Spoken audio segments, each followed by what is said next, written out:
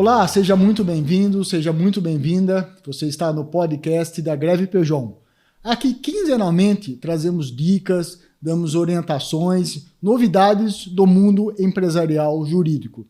E hoje, voltamos com a área tributária. Estamos aqui com a doutora Natália Rangel, que é integrante do nosso time tributário e esclarecerá inúmeras dúvidas aí, em especial do famoso DIFAL. Natália, seja muito bem-vinda. Agradecemos por ter aceito o nosso convite para mais uma vez aqui esclarecer para o empresário, para aquele empreendedor, para quem está nos assistindo, um pouco desse mundo tributário jurídico que para muitos é um bicho de sete cabeças, mas na verdade não é, né? Olá, Fábio, muito obrigada pelo convite. Para mim é uma honra estar aqui no podcast do escritório do Greve Peugeot.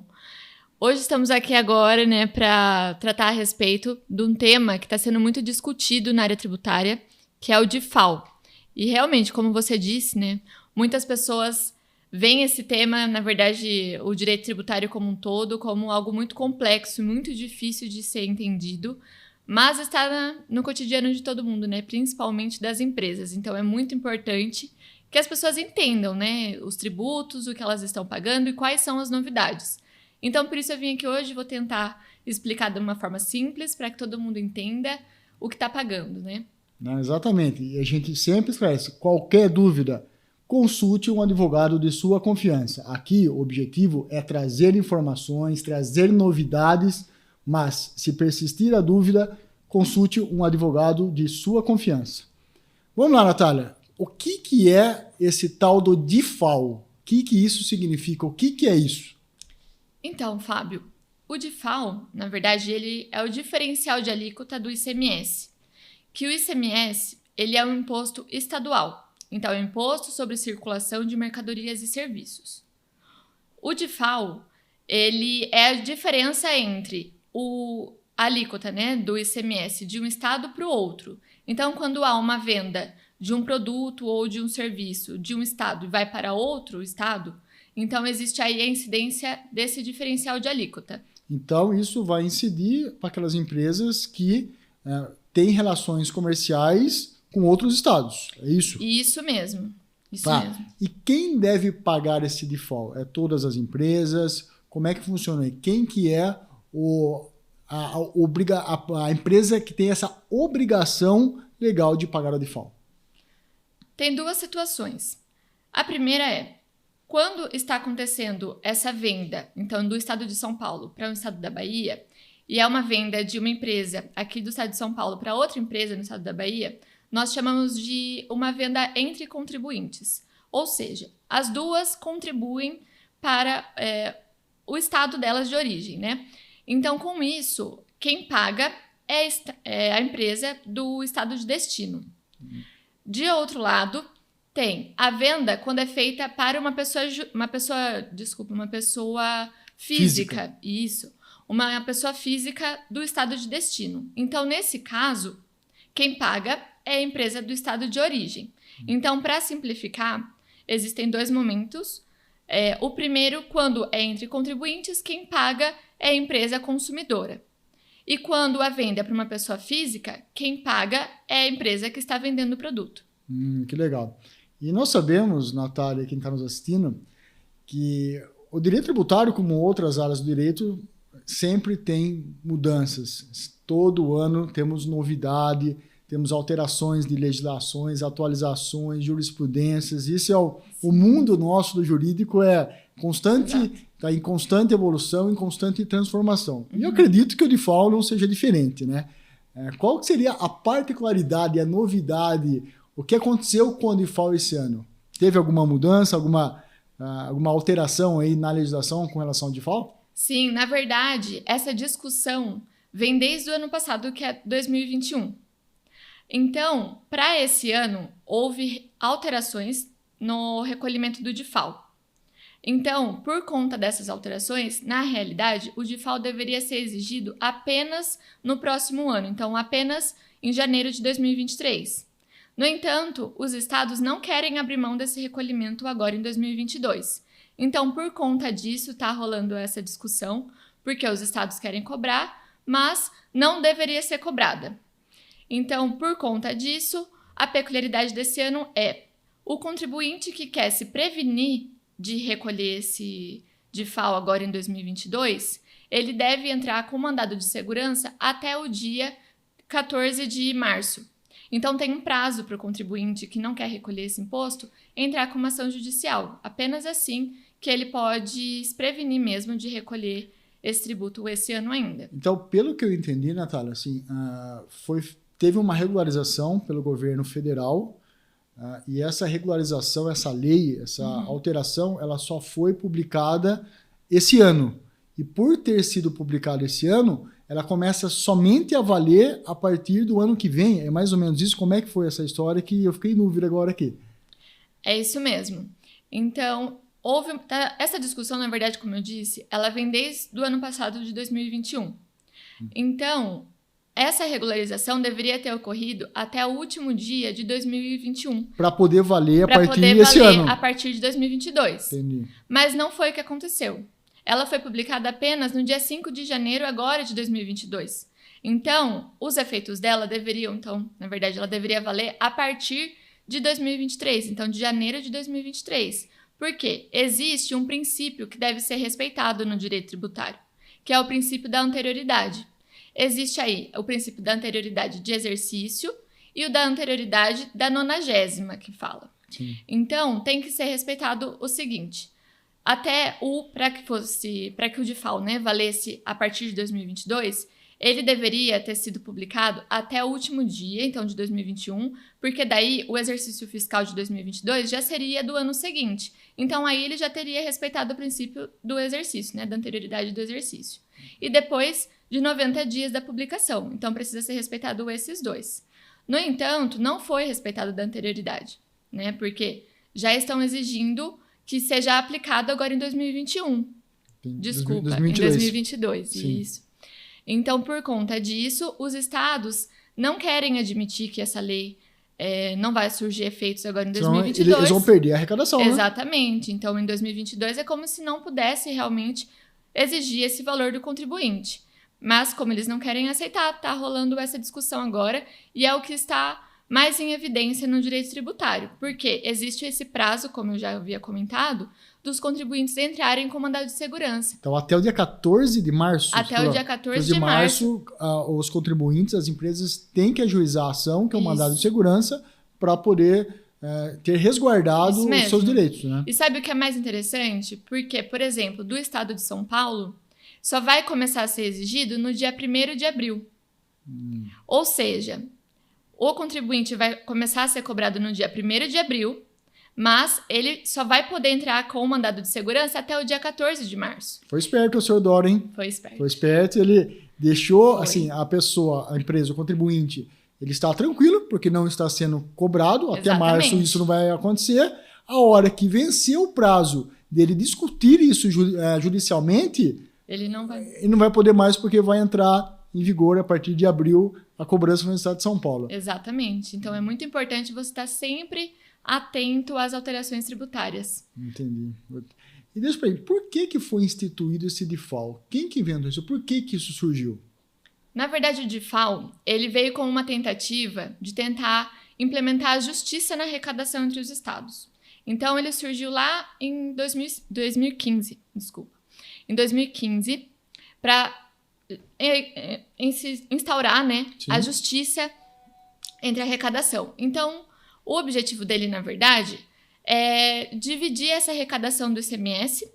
Porque tinha estados que estavam arrecadando mais do que os outros e, na verdade... Exatamente. Antes de existir o DIFAL, o estado que tinha ali a empresa que vendia o produto ou o serviço, ele ficava com todo o ICMS para ele. Então, ele vendia para outro estado, então a pessoa do outro estado não tinha interesse em comprar do próprio estado, porque vinha de um outro que tinha um valor mais barato. Então, ele vendia para esse outro estado e ficava com todo o valor daquela arrecadação.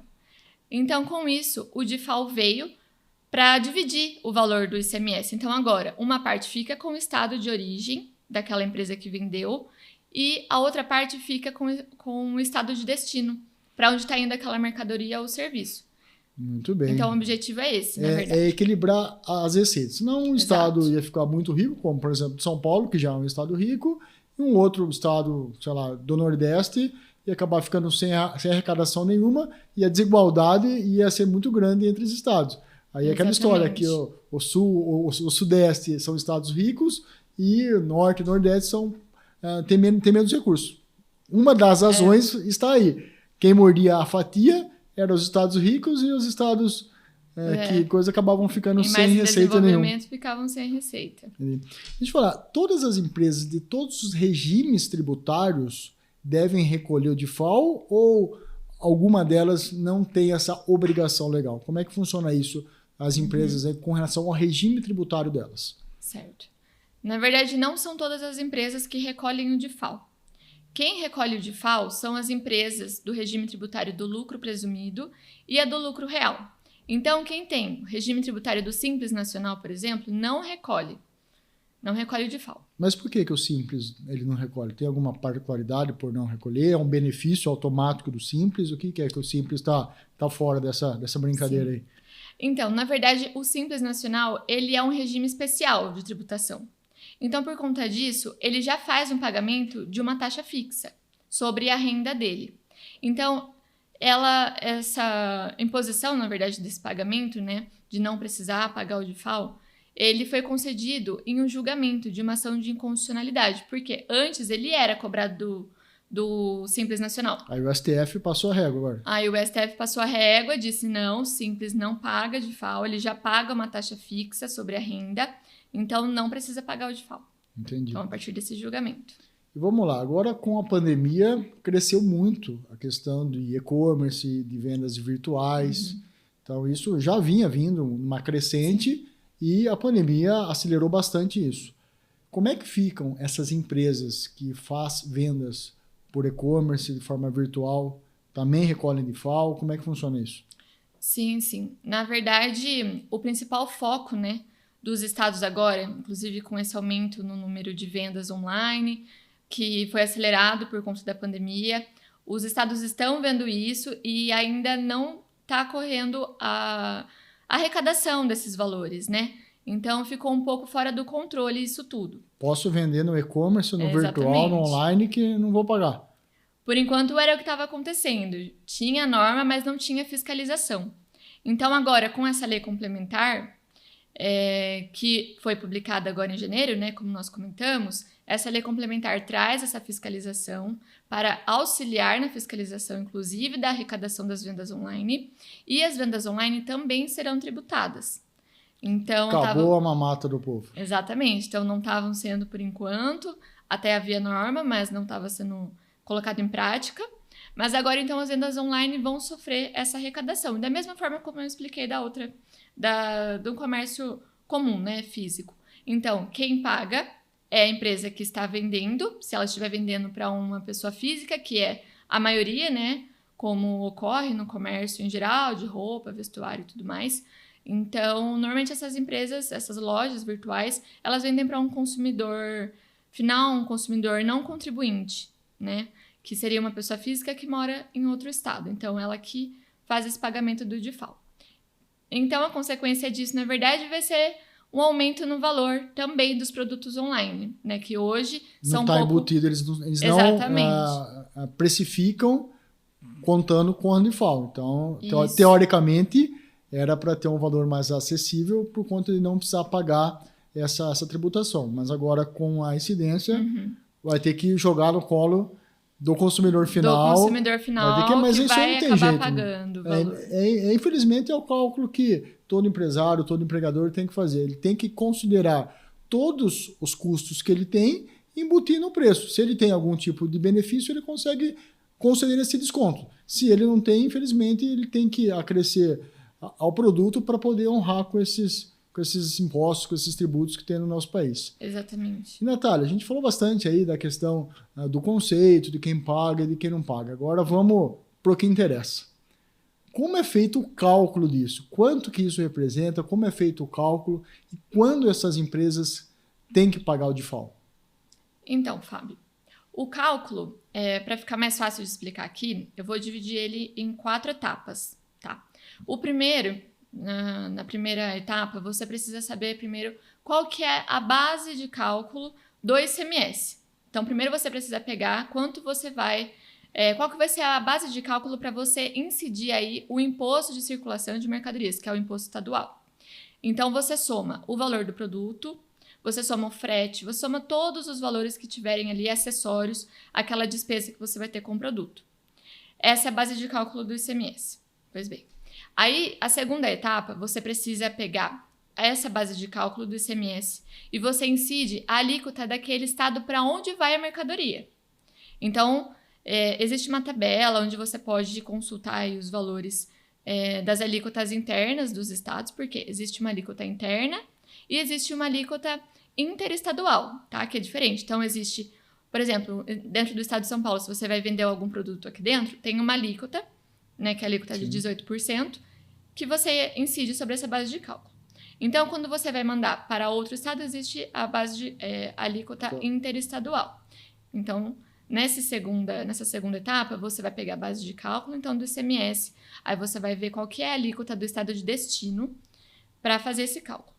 Aí, na terceira etapa, você vai pegar o valor, de novo, daquela base de cálculo do ICMS, vai pegar o valor interestadual para enviar do seu estado para o de destino. Então, essa alíquota interestadual, ela é ou 7% ou 12%, não passa disso. Então, a quarta etapa vai ser a diferença entre o valor, né, que resultou, então, daquele cálculo que a gente fez, da base de cálculo do ICMS, com a alíquota interna do estado. Então, vai ser esse valor que resultou, menos o valor que resultou daquela conta que a gente fez com a alíquota interestadual, tá bom? Então, a gente faz essa diferença, então, para simplificar, e aí que a gente acha o valor do default. Esse vai ser o valor do default. Então, gente, a conta, ela é bastante complexa, tem bastante particularidades para ser feita, então é muito importante sempre consultar o contador de sua confiança, consultar um advogado de sua confiança, porque são inúmeras particularidades. Aqui no direito tributário, a gente tem uma mistura de direito e de matemática. Então, a gente sempre tem que estar bastante atento aí nessas contas, porque qualquer vírgula, qualquer número que a gente erra, acaba virando uma cascata e isso acaba acarretando aí num pagamento equivocado do tributo, que no caso que nós estamos falando é do default. E quanto ao pagamento, quando que essas empresas têm que pagar isso? Como é que funciona? Todo mês? Semestralmente? Como é que funciona, Natália? Na verdade, o pagamento ele se dá a cada venda que você for fazer da mercadoria ou do serviço. Então, assim que você somar os valores, ver a base de cálculo do ICMS, você já faz o recolhimento do DIFAL através da Guia Nacional de Tributação Estadual. Então, você paga essa guia e esse comprovante deve ir junto na nota fiscal com o produto. Ou seja, você paga antes de enviar o produto ou serviço. Entendi. E deixa eu falar, tem alguma discussão atualmente lá no STF, no Supremo Tribunal Federal? Como é que está isso? Essa questão do mandado de segurança que você acabou de falar, como é que está essa situação hoje? Hoje que nós estamos falando aqui é fevereiro de 2022. Então, quem estiver assistindo isso um pouco mais para frente pode estar um pouco já desatualizado. Mas o fevereiro de 2022, como é que está? Como é que a nossa Corte Máxima está tratando desse assunto? Atualmente, a discussão no STF foi o julgamento a respeito da inconstitucionalidade do DIFAL, por meio de um conselho, né? Então, era um ato administrativo que estava regulamentando o DIFAL. Então, foi reconhecido inconstitucional. No entanto, ainda não tem nenhum julgamento do STF tratando a respeito da publicação da norma da lei complementar, né? Agora, em janeiro de 2022. Então, nós não temos isso ainda. Inclusive, por conta disso, o contribuinte está à mercê do poder do Estado. Então, nós aconselhamos, na verdade, todos os advogados do país está tratando a respeito desse assunto por conta dessa insegurança jurídica do contribuinte. Aí você fala da questão de impetrar uma mandado de segurança mesmo. Exatamente. Então tem o prazo e precisa entrar, porque realmente está numa insegurança jurídica. Tá. Essa norma não deveria ser cobrada, mas os estados regularizaram aquela lei complementar, que foi publicada agora em janeiro, e é realmente dessa forma. Parece que é uma confusão, porque está mesmo uma confusão nisso tudo. Que é por conta daquela lei, você fala daquela lei federal que foi publicada agora dia 5 de janeiro. Isso, essa mesmo. Por conta disso, que demorou, que era para ter saído, possivelmente por uma questão política, aquela briga de governo federal com governo estadual, segurou, não publicou no ano passado justamente para que os estados não conseguissem cobrar isso, mas os estados acabaram sendo um pouco mais rápidos, né? Alguns estados, o estado de São Paulo, acho que foi um deles que acabou percebendo, o nosso governador João Dória acabou percebendo essa manobra, possível manobra, a gente não pode afirmar isso porque não temos prova, né? Mas essa possível manobra do governo federal em retardar a publicação para não ter a vigência esse ano, e o governo estadual, ele antecipou isso, né? Ele fez correu atrás para poder regulamentar e acabou dando essa confusão toda. Foi. E, pode falar. Foi isso mesmo, Fábio. Na verdade, os estados, a maioria dos estados, eles já formularam essa lei estadual, porque regulamentava. Então, o que os estados fizeram? Eles já haviam, eles já tinham conhecimento dessa lei complementar, porque antes de ser publicada a lei complementar, existe um projeto de lei e tudo mais. Então, os estados já tinham conhecimento tanto da decisão do STF, que tinha reconhecido inconstitucional o DIFAL, quanto do projeto de lei que estava regulamentando o DIFAL, que deveria ser publicado até o dia 31 de dezembro de 2021.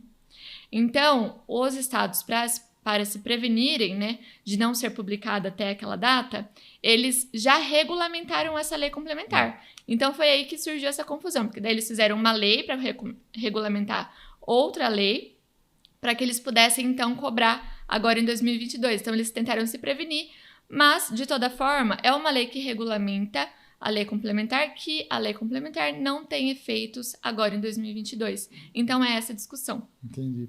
E com relação à fiscalização, tem um portal aí, uma portaria, se não me engano, como é que está funcionando, ou se não, como vai funcionar a questão da fiscalização disso? Certo.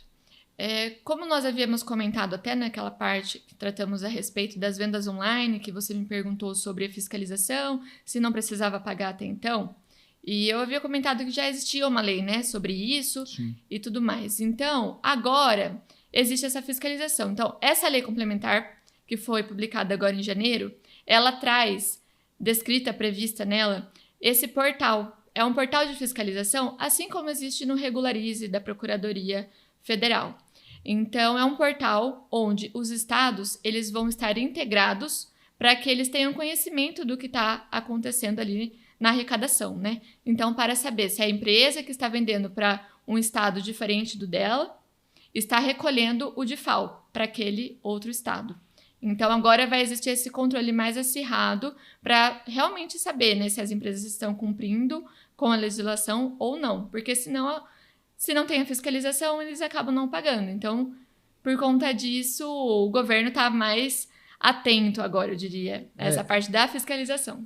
E somado à informatização, à tecnologia, essa integração que está cada vez mais presente, não só na questão do direito tributário, mas em outras áreas também do direito, de fiscalizações, isso está facilitando a visualização dos estados e a percepção de eventual sonegação. Então, acho que a tecnologia ela está vindo para tratar algumas situações, para acelerar muitas coisas e também para ficar de olho nos contribuintes, aqueles que... Principalmente, né? E o governo, a intenção sempre é arrecadar cada vez mais. E com certeza eles vão investir cada vez mais, consequentemente, nessa informatização, nessa integração entre os estados, para que haja uma arrecadação ainda maior. E isso, mais uma vitória, vamos falar assim, dos governos, que acabam achando de alguma forma ou outra meios para conseguir cobrar mais e mais impostos das empresas. Natália, a gente falou já de bastante coisa, ficou alguma coisa que você gostaria de considerar? Porque a última pergunta que eu vou te fazer é com relação, assim, mostramos lei federal, o adiantamento dos estados aí para regularizar uma falha do governo federal, para conseguir cobrarem. Mas a minha última pergunta vai ser o seguinte: qual que é a solução? O que as empresas, a gente compilando, resumindo tudo o que a gente falou, o que as empresas devem estar atentas nesse momento? Mas se você tiver alguma outra consideração antes de dar essa cereja do bolo, o que as empresas devem fazer, o que eles não podem perder mais tempo, fique à vontade aí para fazer as suas considerações finais, o que você gostaria de acrescentar que a gente acabou não falando aqui, e a solução, o que o empresário, o empregador que está nos assistindo deve fazer nesse momento. Certo. Fábio, na verdade eu gostaria de deixar bem claro o prazo que existe para que as empresas possam se prevenir da cobrança desse DIFAL. Porque, como eu disse, a maioria dos estados regulamentou mesmo a cobrança. Então, ainda que exista essa discussão com a lei complementar, aquela lei federal, se ela realmente vai surtir efeitos agora em 2022 ou não, eles precisam se atentar a se prevenir, então, dessa cobrança. Então, tem até o dia 14 de março, como eu disse.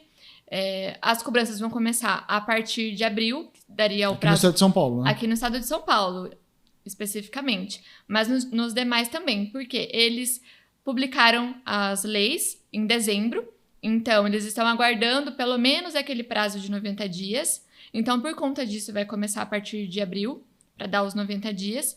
Então, se eu puder deixar alguma coisa assim para todo mundo entender, ficar bem claro, tem um prazo para que você não precise pagar o DIFAL agora em 2022, mas isso é apenas através de uma ação judicial. Então, se quem está querendo discutir, você que compra e vende entre estados, ou que vende ou que compra produtos entre estados e paga o DIFAL, caso queira discutir isso judicialmente, queira uma tentativa de isentar-se desse pagamento, você tem até o dia 14 de março de 2022 para se socorrer ao judiciário através de um advogado de sua confiança, impetrar o mandado de segurança e deixar na mão do judiciário. Quem não fizer isso vai perder o direito de discutir o pagamento do default. Então, é uma corrida contra o tempo até dia 14 de março para a gente poder tentar aí fazer com que não seja cobrado mais esse tributo, jogar para os empresários, para os empregadores, aí, mais esse encargo, mais esse ônus aí que já temos muitos outros para se preocupar, né, Natália? É isso mesmo.